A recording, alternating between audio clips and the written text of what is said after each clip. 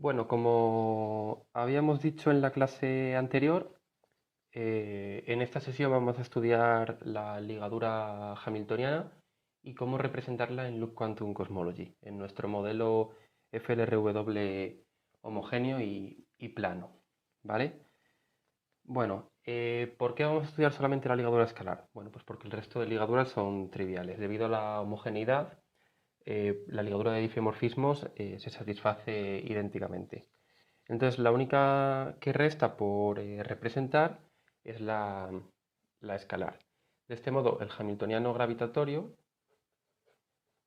va a poder ser escrito así.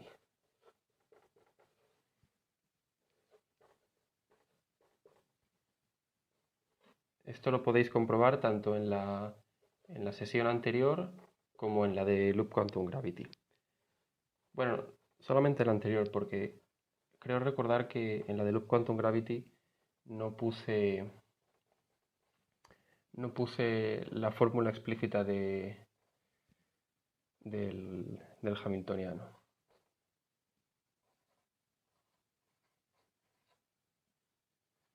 Y luego está multiplicado por el tensor completamente antisimétrico. Vale, perfecto. Bueno, pues como podéis comprobar, este objeto se compone de dos partes.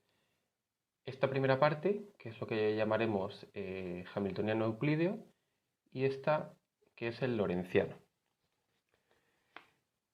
Si la función lapso es constante en las secciones espaciales, puede salir fuera de esta integral y podemos escribir el hamiltoniano gravitatorio como n multiplicado por la suma del término euclídeo más el término lorentziano, ¿vale?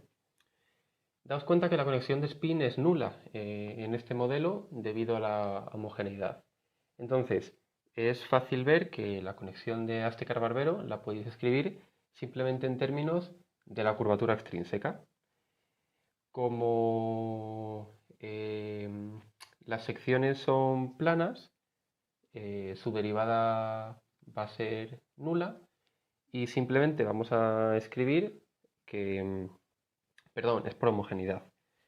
Y vamos a poder escribir que la curvatura de la conexión de Astecar-Barbero, esto lo podéis comprobar como ejercicio, va a ser beta cuadrado, este tensor,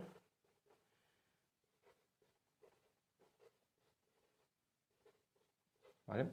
Esto aquí viene de, primero, que la derivada de la curvatura es cero, y segundo, que la curvatura de Astecar-Barbero, que la conexión de Astecar-Barbero es beta veces la curvatura, porque no hay conexión de spin, ¿vale? De ahí os sale esto. Bueno, pues si sustituís esto en la parte euclídea, vais a obtener lo siguiente. Vais a obtener que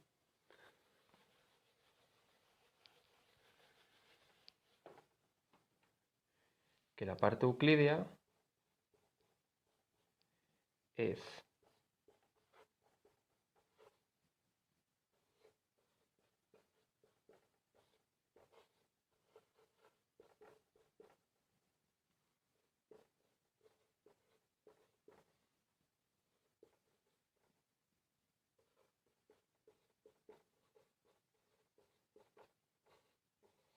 esto de aquí. Y si manipuláis un poco la expresión, utilizando lo que he escrito antes, esto lo vais a poder poner de esta forma.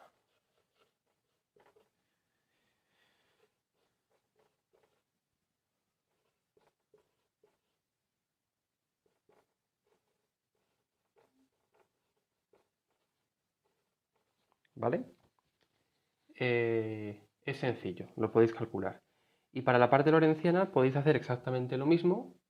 De hecho es más sencillo, simplemente hay que contraer los símbolos epsilon, utilizar un poco sus propiedades, manipular y también lo dejo como ejercicio, aunque de todas formas está hecho en las notas, os va a salir algo de este estilo.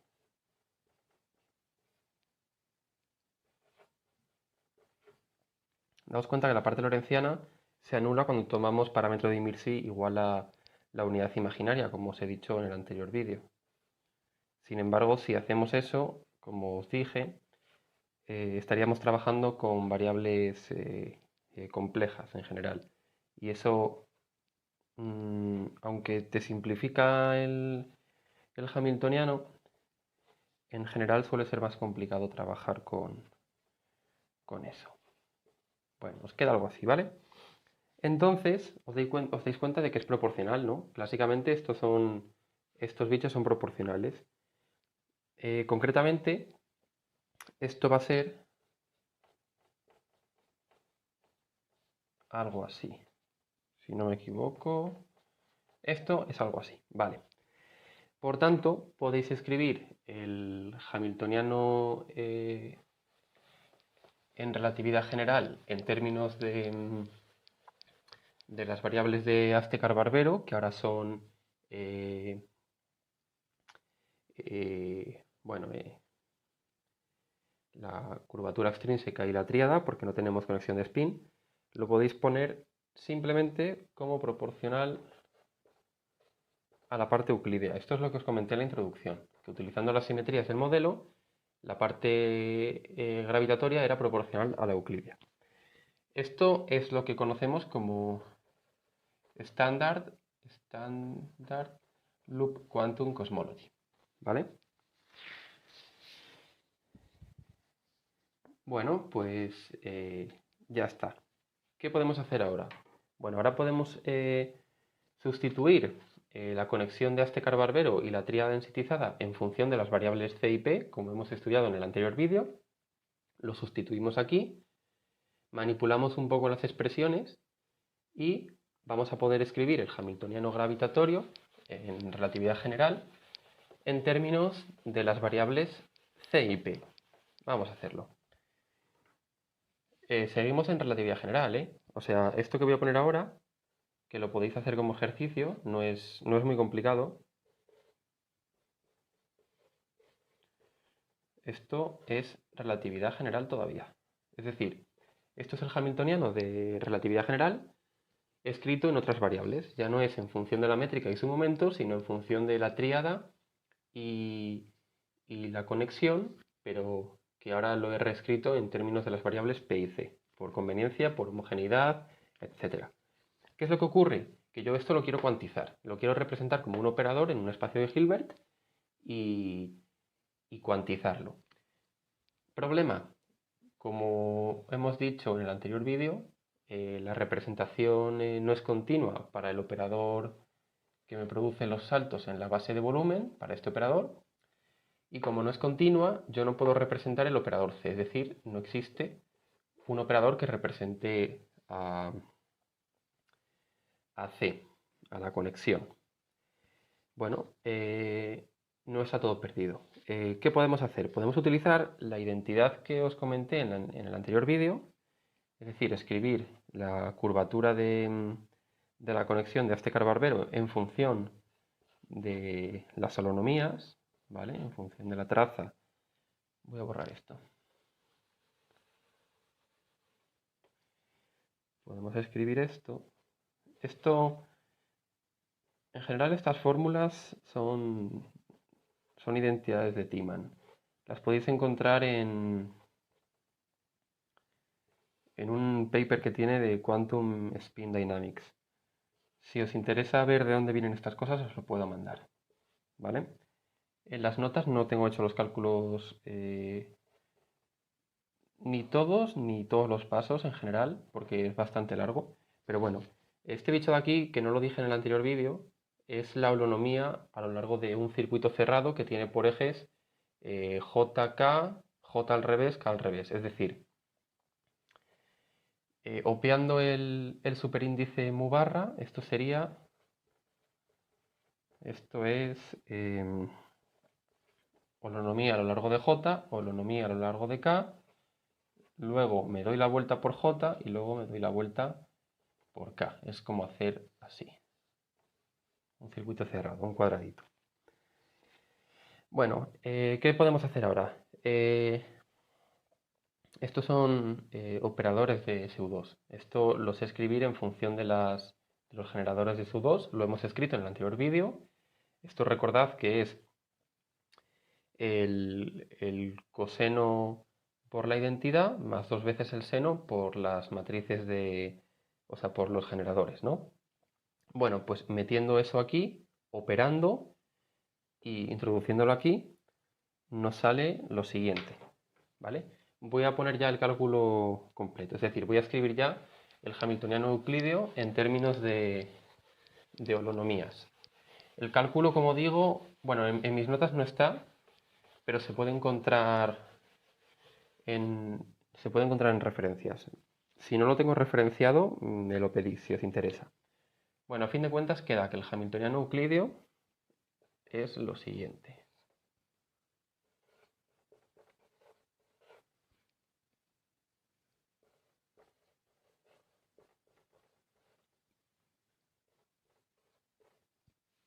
Aquí aparece la holonomía y luego se repite esto mismo. No lo elevo al cuadrado por motivos que vais a entender en un rato cuando procedamos a cuantizar esto. Daos cuenta que cuando se cuantiza algo hay problemas a la hora de ordenar los factores, ¿vale? Por ejemplo, si yo tengo operadores x y p, ¿cómo represento esto? Bueno, pues hay muchas formas de hacerlo, pero una de ellas podría ser esta, ¿no? El orden importa aquí. Bueno, pues por ese motivo lo voy a dejar así explícitamente y como digo lo entenderéis dentro de unos minutos. Bueno, pues si me creo esto, en la formulación estándar de Loop Quantum de Loop Quantum Cosmology, perdón, vamos a tener que el hamiltoniano gravitatorio es, bueno, pues lo que he escrito antes, ¿no? 8 pi g beta cuadrado volumen y luego esto, ¿vale? No lo vuelvo a escribir. Bueno, como dije, esta no es la única forma de representar la ligadura escalar en Loop Quantum Cosmology, sino que existe otra propuesta que es la de Dapor-Ligener, que establecieron, creo que fue en 2018, en la que se representa de forma independiente la parte euclídea de la parte lorentziana, es decir, ya no las vamos a escribir como proporcionales. Clásicamente sí que son proporcionales, pero las vamos a escribir de forma distinta, ya que a la hora de cuantizar nos va a llevar a una teoría cuántica distinta, como veremos. ¿Qué es lo que ocurre? ¿Por qué hemos podido escribirlos como proporcionales? Bueno, pues porque en el modelo homogéneo hemos escrito la conexión de Astecar-Barbero como proporcional a la curvatura extrínseca y hemos utilizado que la derivada parcial de la curvatura extrínseca es 0. Esto nos ha llevado a que esto fuese proporcional. No vamos a utilizar esto. ¿Qué vamos a hacer? Vamos a intentar representar la curvatura extrínseca utilizando una identidad clásica para escribir o para representar la parte lorentziana de otra forma distinta a la parte euclídea. Vamos a verlo.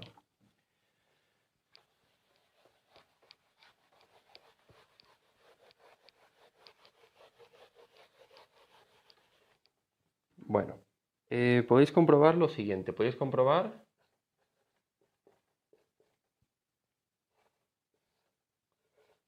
esta es otra de las identidades clásicas en Loop Quantum Gravity.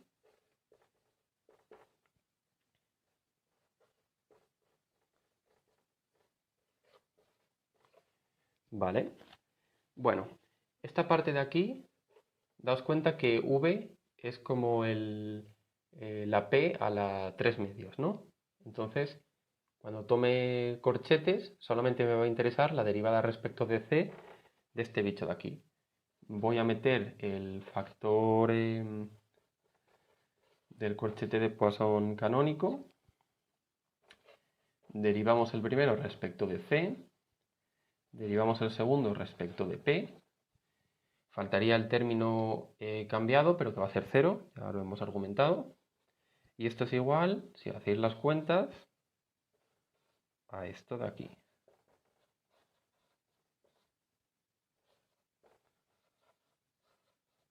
¿Vale? Perfecto.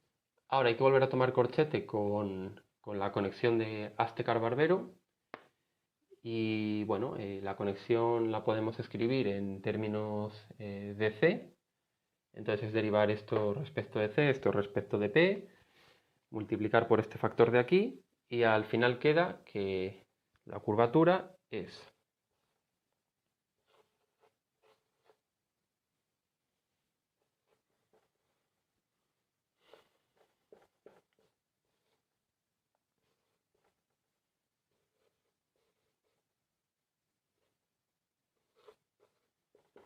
queda esto, ¿vale?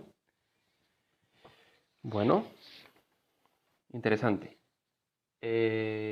Claro, ahora la parte lorentziana, no sé si os acordáis cómo iba, la parte lorentziana era proporcional, bueno, tenía dos curvaturas y dos tríadas. Bueno, pues si sustituimos lo que es la curvatura, que es esto, y lo que es la tríada, que iba con la P, con los factores de volumen asociados, parámetros de Mirsi que te salen por todas partes y tal, nos queda que, lo podéis hacer también, pero también están las notas, os queda esto de aquí. Esto es un 8. Joder. Un 8. Os queda... Hay que hacer las cuentas con cuidado porque es muy fácil equivocarse en esto. Bueno, básicamente queda lo mismo que la parte euclídea, pero salvo el factor de delante, que es distinto, y salvo la holonomía, que ahora tiene paso doble, que es importante eso, el resto es igual. Esto de aquí es lo mismo que esto, y lo separo por el mismo motivo que he comentado antes. Bueno, entonces la parte gravitatoria, el hamiltoniano gravitatorio, en la propuesta de Dapor-Ligener, ¿cómo va a ser? Pues va a ser la suma de la parte euclídea, que es una holonomía de paso, bueno, con el seno de mu barra c, y la parte lorentziana, que ya no es proporcional a la otra, sino que se representa de forma distinta. Entonces nos queda algo así.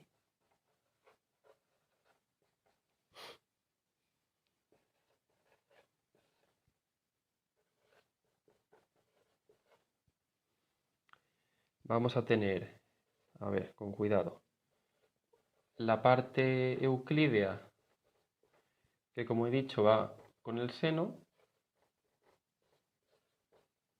esto repetido dos veces, y luego la parte lorentziana, que es esto de aquí. No lo vuelvo a escribir, ¿vale? También dos veces. ¿Qué ocurre? Bueno, pues que cuando yo cojo y hago mi gap de área tender a 0, que es equivalente a hacer mu barra c muy pequeñito, el hamiltoniano gravitatorio, ¿a qué tiende? Esto tiende aproximadamente, si os hacéis las cuentas, a... Bueno, esto es... Cabe esperar que tienda a esto, ¿no? Simplemente a la parte... a la parte euclídea. Es decir, recupero la propuesta estándar de Loop Quantum Cosmology. Y de nuevo, esto igual. Puedo ir más lejos y hacer tender mu barra a 0. En este caso, ¿qué obtengo? Bueno, pues obtengo que el hamiltoniano gravitatorio es esta cosa de aquí. Que nos suena, ¿no? Esto de aquí es el hamiltoniano de relatividad general, ¿vale? Es decir, cuando hago, digamos, las longitudes fiduciales igual a 0, recupero la relatividad general, ¿vale? Entonces, parece consistente todo. Ok. El siguiente paso a realizar es la cuantización del sistema. Recordad que ya tenemos un espacio de Hilbert cinemático y la cuestión es que ahora necesitamos restringir este espacio a los estados físicos, que son aquellos que son aniquilados por la ligadura hamiltoniana. El resto de ligaduras, como dije, son triviales, así que solo nos interesa la hamiltoniana. Problemas, ambigüedades, pues hay dos. Primero, ¿cómo escribir el hamiltoniano? Hay dos formas. Está la propuesta de Dapor-Ligener, que es la que acabamos de ver, y la propuesta estándar, que es la que hemos visto al comienzo del vídeo. Entonces hay como dos formas dominantes de escribirlo. Eso es un problema. Y el segundo problema es, como dije, el hecho de que aparezcan distintas potencias y distintos operadores mezclados, cómo hacer la ordenación de dichos operadores, ¿vale? Eso es lo que se conoce como factor ordering y vamos a solucionar utilizando una prescripción que es la prescripción memeo. A ver, es gracioso, pero se llama así, debido a Martín Benito, Mena Maruán y Olmedo, los que la propusieron. ¿En qué consiste esta prescripción MMO? Bueno, consiste en lo siguiente. A ver qué tipos de operadores me van a salir mezclados y cómo voy a ordenarlos. Primero, cuando yo tenga operadores de tríada, bueno, triádricos, de momento, como queráis llamarlos, o de su inverso, bueno, pongo una raíz porque suele aparecer con la raíz. Bueno, cuando tenga estos operadores, vamos a llevar a cabo una simetrización algebraica, es decir, vamos a dividir el operador en dos potencias iguales, uno actuando a la derecha y otro a la izquierda. Por ejemplo, tengo una función y el operador p, ¿vale? Pues a la hora de cuantizar vamos a tener p a la 1 medio, la función, y p a la 1 medio. Esto es la simetrización algebraica, por ejemplo. Y lo mismo con cualquier potencia de p. Y por tanto con cualquier potencia del volumen, porque el volumen es proporcional a p. O sea, no proporcional, pero el volumen es p a la 3 medios. Y luego cuando tengamos holonomías multiplicadas por el signo de p, que nos va a aparecer, bueno, nos aparecía signo de p, y luego el seno partido mu barra. Pues cuando tengamos eso, vamos a simetrizar, pues simetrización estándar de toda la vida. Es decir, si yo tengo esto, pues va a ser algo así. Y aquí le metemos el 1 medio. Y esto es 1 medio de operador A, operador B, más operador B, operador A, ¿vale? Esto es simetrización de Weyl. Bueno, pues con esto en cuenta, podéis coger las expresiones de los hamiltonianos que hemos estudiado y lo podemos intentar representar. Daos cuenta que en general, tanto en el modelo estándar como en el de Dapor-Ligener, tenemos algo de este estilo, ¿vale? Aquí tenemos un seno, que puede ser n igual a 1 o n igual a 2 en estándar y en Dapor-Ligener respectivamente. Pues cuando yo, bueno, antes de nada, conviene escribir esta mu barra en términos de p, y si lo hacéis teniendo en cuenta que la relación entre mu barra p y el gap de área, os va a salir algo de este estilo. Hacedlo con cuidado.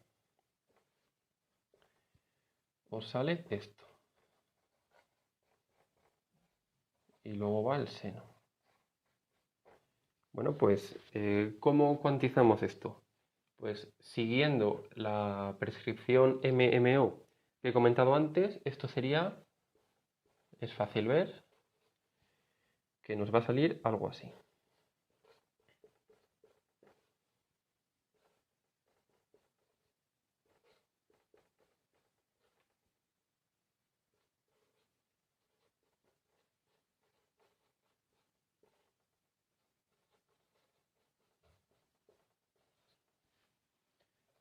esto simetrizado.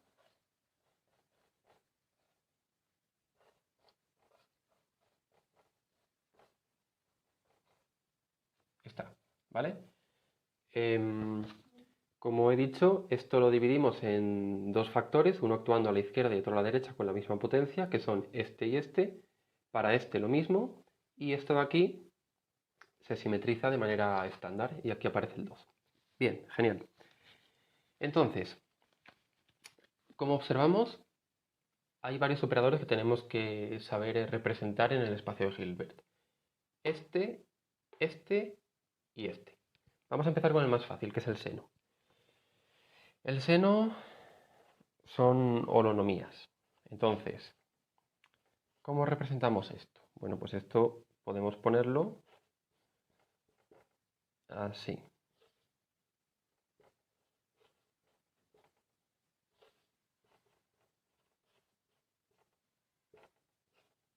¿No?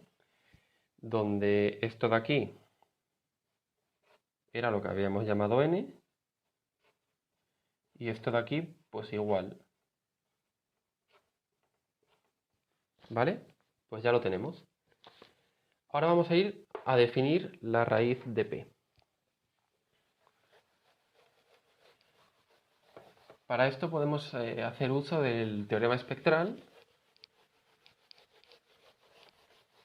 y como sabemos cómo actúa p sobre la base de volumen, pues es trivial ver que la actuación de raíz de p sobre la base de volumen es la siguiente.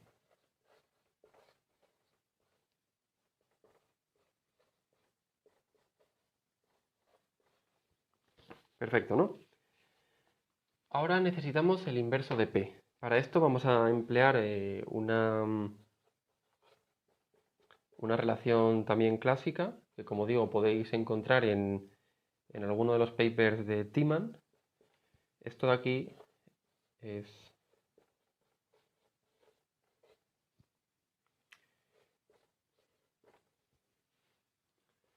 y luego va la traza de una cosa un poco larga.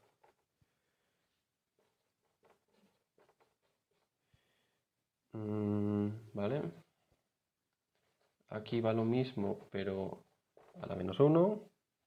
Y aquí va P a la R. Y cerramos. Y esto lo queremos para R igual a 1/2, ¿no? Bueno, pues si lo hacemos para R igual a 1/2,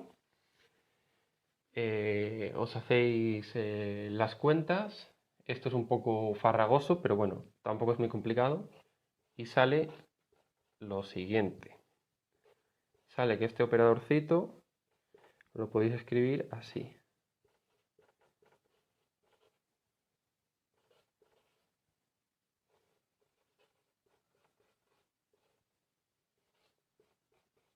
No me va a entrar. Bueno, tenéis una holonomía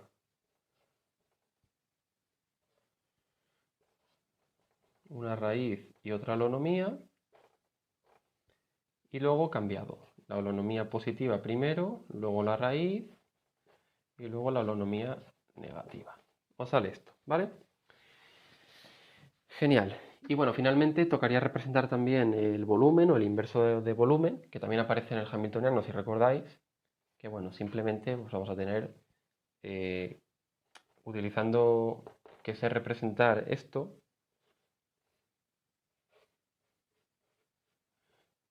pues ya está, ¿no? Genial.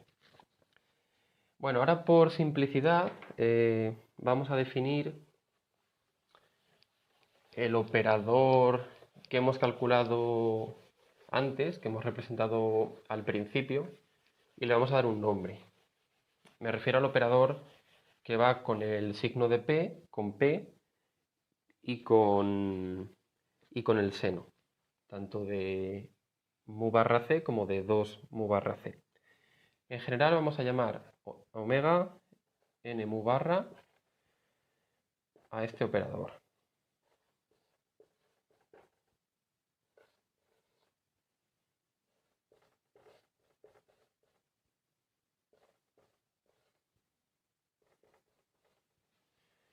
Bueno,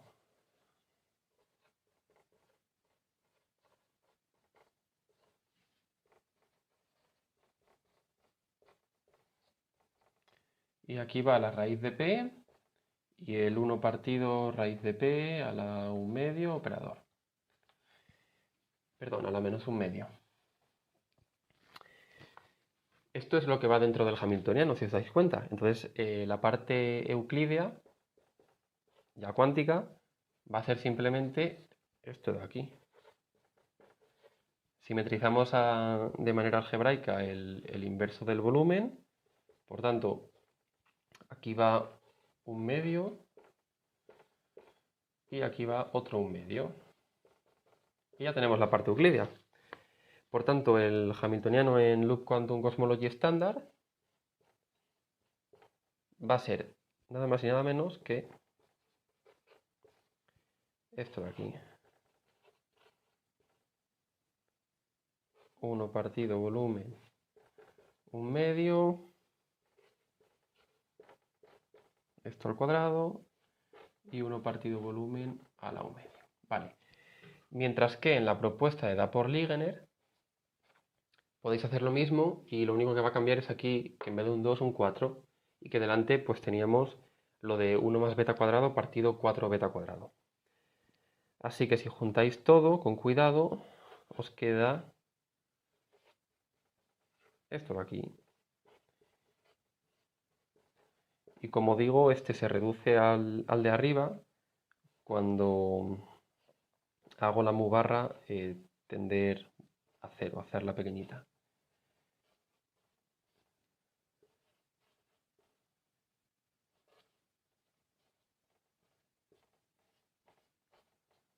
Perfecto.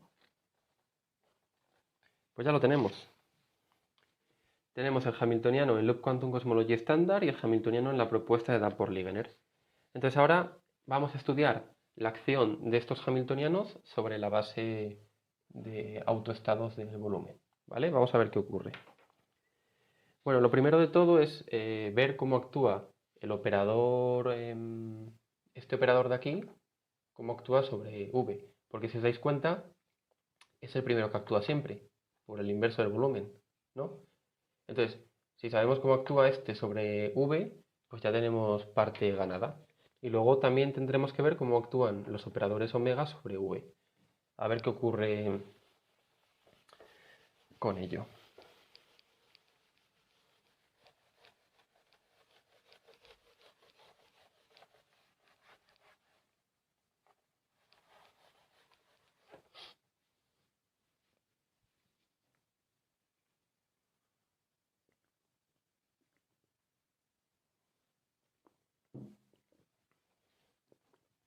Bueno, podéis comprobarlo. Es decir, podéis coger la representación de este operador, que si os acordáis tenía varias holonomías mezcladas. Os hacéis la cuenta sobre V, porque ya sabemos cómo actúan los operadores n sobre V, y si lo hacéis, os va a salir algo así.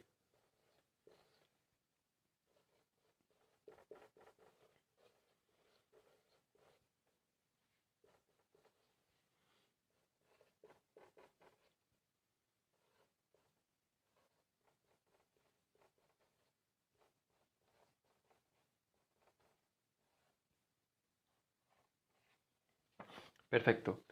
Daos cuenta de una cosa interesante, y es que este operador actuando sobre el estado de volumen cero, que se correspondería con la singularidad cosmológica, lo aniquila, ¿vale? Y por otro lado, deja invariante su complemento ortogonal, ¿no? Entonces, nos podríamos restringir simplemente al complemento ortogonal del autoestado V igual a 0, es decir, al conjunto de estados tales que V pertenece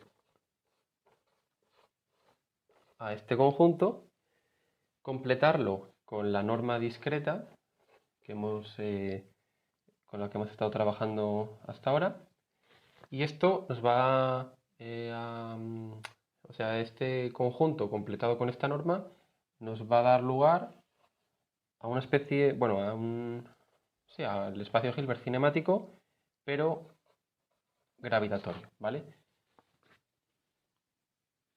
En este sentido, se suele decir que la singularidad cosmológica se desacopla a nivel cinemático, ¿vale? ¿Qué ocurre? Bueno, pues que en general los estados físicos que son aquellos que son anulados por el hamiltoniano, es decir,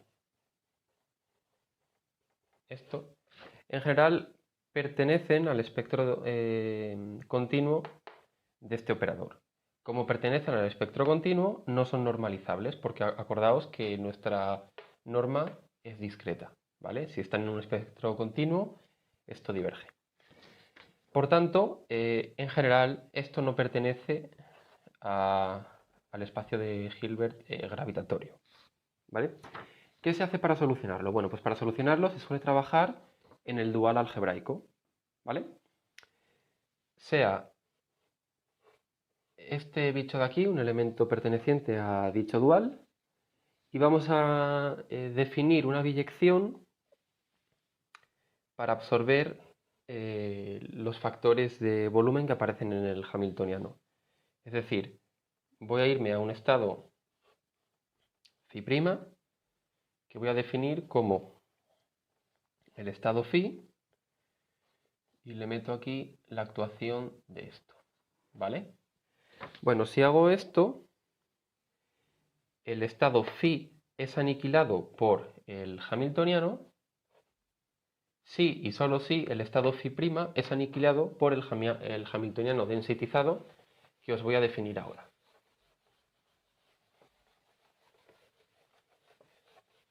Y bueno, esto podéis comprobar que en efecto es una biyección porque el operador que acabo de borrar deja invariante el complemento ortogonal al estado v igual a 0. Bueno, pues los hamiltonianos densitizados son estos aquí. Exactamente igual que antes, pero obviando el factor de volumen.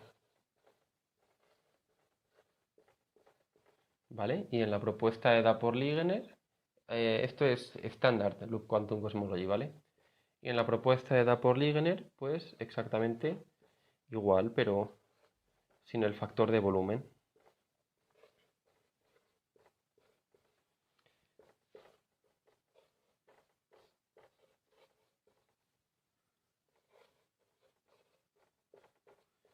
Perfecto. Entonces, como he dicho, este estado es aniquilado por el hamiltoniano si y solo si este estado es aniquilado por los hamiltonianos densitizados. Como existe una biyección, yo puedo trabajar sin pérdida de generalidad con los hamiltonianos densitizados y por tanto simplemente interesa estudiar cómo actúan los operadores omega sobre la base v, ¿vale? Donde ahora tenéis que pensar que no es la misma base que antes, sino que estoy absorbiendo este operador de volumen en ellos, ¿vale? Pero como existe una biyección, lo puedo hacer sin ningún miedo. Las cuentas exactas, bueno, más bien las fórmulas exactas de cómo actúan estos operadores sobre la base de volumen, las tenéis en las notas. Las cuentas no están en las notas, son bastante farragosas, las podéis hacer, pero lo importante es que entendáis que este operador de aquí, al cuadrado, actuando sobre un elemento de la base de volumen, me va a dar lugar a un estado que va a tener tres términos. Un término va con un salto de paso 2n hacia adelante, otro término se me queda aquí y otro término me retrocede dos pasitos hacia atrás en términos de n, ¿vale? Por tanto, en Standard Loop Quantum Cosmology, como tengo un 2 aquí, me va a producir pasos de salto 4, ¿no? Y me va a mezclar, digamos, el autoestado v-4, el autoestado inicial v y el autoestado v más 4. Es decir, me aparece una ecuación en diferencias finitas de 3 elementos. Sin embargo, en la propuesta de Dapor-Ligener no solo hay saltos de paso 4, por este de aquí, sino que también hay saltos de paso 8, por este de aquí.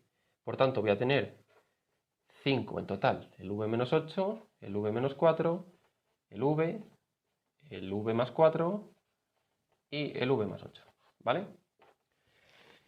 ¿Qué es lo que ocurre? Bueno, pues que os podéis escribir la actuación en concreto y os vais a dar cuenta de lo siguiente. Os vais a dar cuenta de que este operador y por tanto los hamiltonianos dejan invariantes los subespacios con soporte en semirredes de paso 4. Estas semirredes las voy a escribir así, un segundo. Estas semirredes hay dos, más menos, ¿vale? Y se separan. La separación en dos semirredes se debe a la simetrización MMO, ¿vale? Si os interesa esto, que es bastante interesante en realidad, os puedo recomendar algún paper. Yo en las notas que os he subido no tengo las cuentas exactas ni mucho más, pero bueno. Es decir, que yo, o por así decirlo, a ver cómo os lo explico. Bueno, vamos a definir los sectores de superselección, van a ser espacios de Hilbert, los voy a llamar así, y van a ser cogerme este espacio de aquí, tales que las V's pertenecen a estas semirredes. Bueno, es cogerme esto y completarlo con la norma discreta, como siempre.